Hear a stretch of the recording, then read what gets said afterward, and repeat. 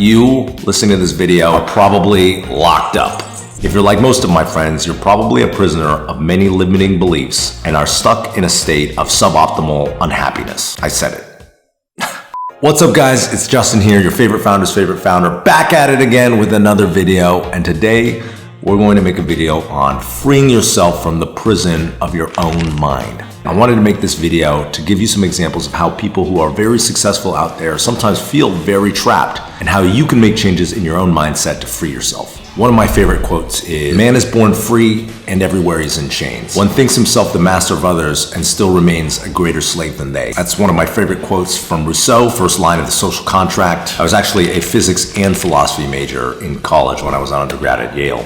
And when I say that to people, they think I was a double major. But what really happened was I took half of physics, the first 2 years of physics, and then when I got to the third year, I got literally rocked. I got 17%. That class was so hard that 17 was actually curved at a B-, which was incredible for me, but it made me realize I didn't know what the fuck was going on. And so Yale has this thing where you can do what's called a combined major and basically take half the classes in one major and half the classes in another major and still graduate. So then I decided to turn physics into physics and philosophy. And then I took 2 intro years of philosophy and I graduated. And now people think I'm a genius. I don't know if there's a moral of the story there, but always be looking for that life hack. All right, so prisons of your own mind. People are often in them. I want to give you one example. I have a friend who is a successful CEO of a tech startup, and he's been working at it for the better part of a decade. The company is hundreds of people. They do like, I don't know, 50, 100 million in revenue, something like that, like a lot. It's a real company, not profitable yet, but like on the verge of profitability. And he feels trapped. Despite all this success, he feels trapped. He wants to sell his company. And he was telling me the other day, if I don't sell my company, then I haven't made it in Silicon Valley. And I said, bro, your life is amazing. You have a family who loves you. Your kids adore you. They're healthy. Your wife loves you. You're living a great house. You made yourself rich by selling secondary shares at your company, and you also made your entire executive team rich.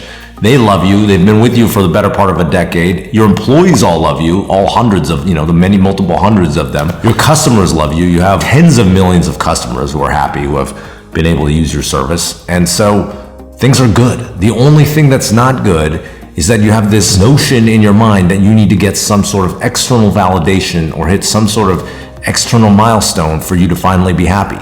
And that's fake. We just made it up. That's a culture that just was created in Silicon Valley that has nothing to do with your day-to-day contentment, your happiness, your sense of satisfaction. It's a complete fugazi, and you have been brainwashed. That was like, you were in a cult. The lesson of the cult leader was like, you'll finally be happy once you sell all of your possessions and donate them to my cult. And you just weren't doing that fast enough. And so you were like, I'm unhappy because the life I have is great, but I really want to just like sell all my shit and just join this cult. Everyone would tell you you're fucking crazy. And so that's what you are living right now. You're trapped in the self-limiting belief that make you think that you aren't happy right now. And that's the state that many of us are living in, including myself. I used to be in that state all the time, where my happiness was just around the corner. If I just raised that Series A, or if we got to $1 million in revenue, or I sold my company, I'd finally be happy. What I didn't realize was that I had the power to be happy all along. It wasn't like I sold Twitch and then I was magically happy. In fact, I've said this many times on this channel before. After we sold Twitch, I wasn't any happier than I was before we sold Twitch. It was only when I eliminated all my limiting beliefs and realized that I had the power to be happy based on the things that were happening inside. That's when I finally freed myself of the prisons of my own mind, and I became an amazingly happy and content person. So my number one advice to people out there is to destroy your limiting beliefs.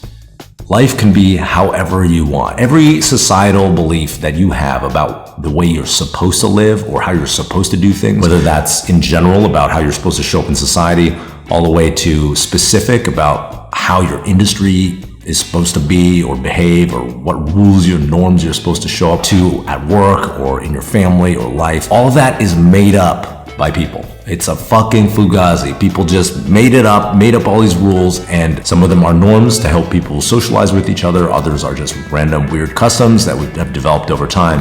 But all of it is made up. And you can think from first principles for yourself and decide how do you want to live in the world. Life can be whatever way you choose. All you have to do is think about things from first principles. I'll give you my own example. So I used to have this limiting belief that if I wanted to be important in Silicon Valley and I wanted to start companies, I needed to be the CEO and I needed to be the product person. And I had that belief because in Silicon Valley, the product person and the CEO, often the same person, are the ones who are celebrated. Everybody's like, yes, it's, Zuck or Steve Jobs. Everyone's like, oh, it's like Steve Jobs. He's this product genius, just invents a product. That's the guy who goes down in history. And that was very painful for me because I'm not very good at being a product person or a CEO. But what I am good at is I'm good at catalyzing energy. I love starting companies and learning about new businesses. I love learning about new industries. I think I have a pretty good framework for understanding business. I'm really good at inspiring people. I'm really great at telling stories. And I'm like, I just want to do that. And so I decided I'm just going to focus on those things and I'm going to partner with other people and start companies with someone else who's going to be the CEO and the product person. And when I eradicated that limiting belief, I figured out how to make a life for myself where I can focus on my zone of genius, the things that give me great joy that I think I'm pretty good at, and not do the other things that I'm not as good at. All that took was deleting from my mind a bunch of Silicon Valley rules and customs that I don't really think apply to me. One of the pieces of advice I often give to entrepreneurs, almost anybody can make a company worth $1 billion. I know that sounds ridiculous, but I believe it's true. Like almost any idea can be $1 billion idea. And almost any entrepreneur, if they've gotten through the process of starting it, finding product market fit, they can grow it to that level. But I have a lot of friends who've gotten to that $10 billion level. And in order to get all the way to that $10 billion plus level where you're making like a real decacorn business, notice one thing in common. All of them figure out, like in the beginning, you start your company and you have all these extrinsic motivators. I've got to make it.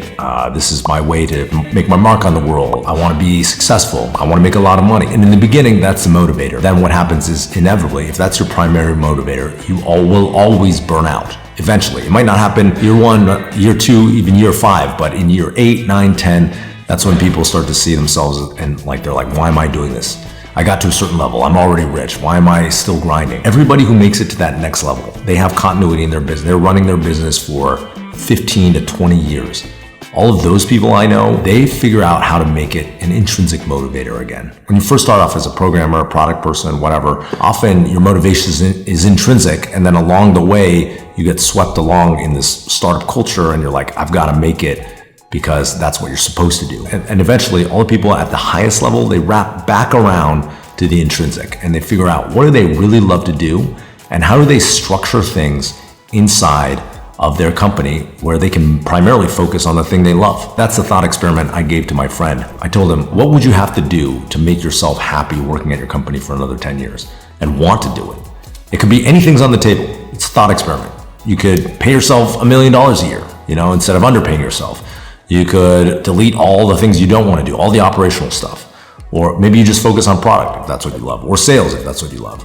Any task you don't like doing, can you outsource it to somebody on a CEO team, a chief of staff, or an executive assistant, or a COO? How can you think from first principles to figure out how to structure your life exactly how you want it so that you can have energy and be motivated every day and not burn out? The idea that inside your company you can't do what you love is a limiting belief. And so many people, so many friends of mine who have multi-$100 million companies, billion-dollar companies are trapped in that belief where they think they have to stay in their zone of competence. All these things that they're good at, they're like, nobody else can do this because I'm good at it, but they hate those things.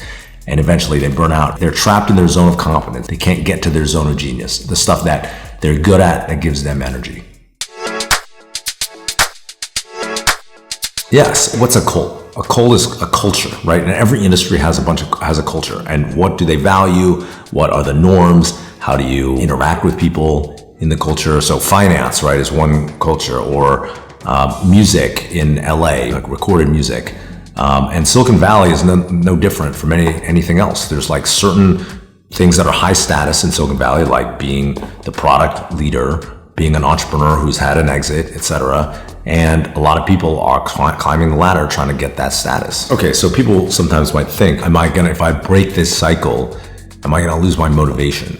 But the truth is, if you're doing what you love, you're gonna have motivation, intrinsic motivation.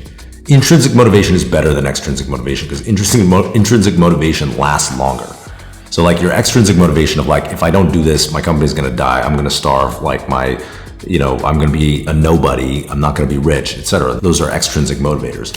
And those work for some time, but eventually if you're just on extrinsic motivators, you burn out. And you're like, oh wait, I'm actually fine, I'm not gonna be poor. I made some money. I didn't make as much as I think it's worth, but I made some money, so like I could just hand this off to somebody else. I hear that all the time. If you switch over to intrinsic motivators, like, oh, I love what I'm doing every day, I show up to work and I love what I'm doing, then that is when you are going to be able to go the distance. Today, everybody's like flipping around from job to job because they're all looking for that holy grail instead of making what they have good for them. I think a lot of times people are they're consumers in their life. They don't know how to like make the job that they have or the situation they have work for them. TLDW, if you are trapped in your limiting beliefs, you need to obliterate them and think from first principles about what is the life that I want to have and how do I design what's currently going on into the life that I want to have. And I think the truth is that you have more ability and options to do that than you think you do. The idea that you can't is a limiting belief. So take the first step and free yourself from the prison of your own mind, and I promise you, you're gonna be a lot happier. All right, that's the video. If you liked it, you know what to do. Smash subscribe, bang that like button, and I'll see you guys next time. Peace.